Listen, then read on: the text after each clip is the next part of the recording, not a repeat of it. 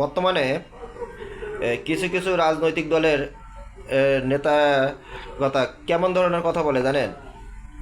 যে জামাতের কোনো একটা নেতা সম্পর্কে জিজ্ঞাসা করবেন তার কাছে যে ভাই জামাতের যে উমুক যে নেতাটা উনি লোক হিসেবে কেমন, তাই কি বলবে জানেন?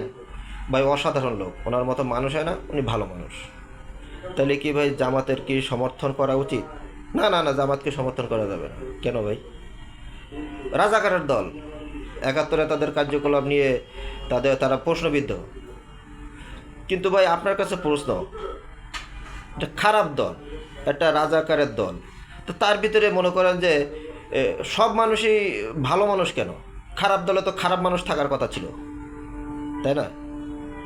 জামাতের ভিতরে সমস্ত নেতাগতাদের সম্পর্কে জিজ্ঞাসা করবেন, সাধারণ মানুষ বলেন কিংবা অন্য অন্য রাজনৈতিক দলের নেতাগতাদের কাছে জিজ্ঞাসা করবেন, বলবে যে না উনি ভালো মানুষ, এক কথায় উত্তর দিয়ে দিবে। কিন্তু আমার প্রশ্ন হচ্ছে যে খারাপ দলের ভিতরে এত ভালো মানুষ কেন? ধন্যবাদ।